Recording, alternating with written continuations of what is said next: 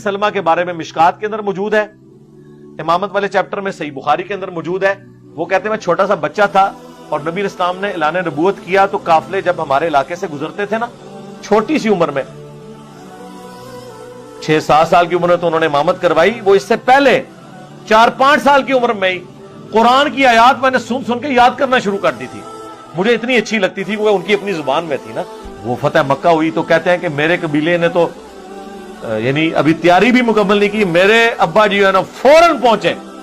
جا کے انہوں نے قبیلے سے بھی پہلے اسلام قبول کر لیا، ٹھیک ہے۔ اور کہتے ہیں وہ جب واپس آئے تو انہوں نے آ کے سارے قبیلے والوں کا میں نے اسلام قبول کر لیا ہے، تم بھی کر لو، اللہ نے فتح دے دی ہے، اس شخص کے پیچھے اللہ ہے، اور مجھے نبی الاسلام نے وصیت کی ہے کہ 5 ٹائم نماز پڑھنی ہے، اور جب نماز کا ٹائم ہو تو اذان دینی ہے، تم میں سے ایک جماعت کرائے جو تم میں سب زیادہ قرآن جانتا ہے، لہٰذا اب ہم یہاں پہ 5 وقت نماز کا شیڈیول شروع کریں گے۔ تو اب جب قرآن کی باری آئی تو کہتے ہیں اس دن کہتے ہیں میں نے اپنے ابا جی کو ڈسکلوز کر دیا کہ ابا جی مجھے تو اتنا قرآن آتا ہے، میں نے تو یہ صورتیں یاد کی ہوئی ہیں۔ تو کہتے ہیں میری عمر 6 یا 7 سال تھی،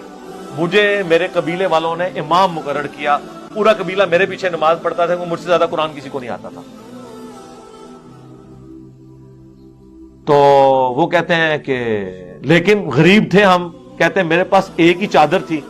جب میں سجدے میں جاتا تھا تو بے پردگی ہو جاتی تھی۔ پھر سارے قبیلے والوں نے پیسے جمع کر کے میرے لیے ایک چادر خریدی، کیونکہ وہاں سے عورتوں کا ایک قافلہ گزر رہا تھا۔ اس نے کہا کہ اپنے اس امام کی جو ہے وہ شرمگاہ کی تو حفاظت کرو، اس کو کوئی چادر تو پوری لے کے دو۔ تو سارے لوگوں نے تھوڑے تھوڑے پیسے جوڑ کے ایک چادر لے کے دی،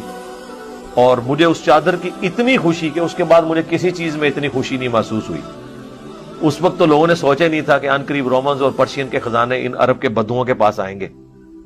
افسوس آج وہ عربیوں کی اولادیں عیاشی کا سمبل بنی ہوئی ہیں دنیا میں۔ گورے بھی اگر عیاشی کی مثال دیتے ہیں تو عرب کی دیتے ہیں کہ عرب کے لوگ دیکھیں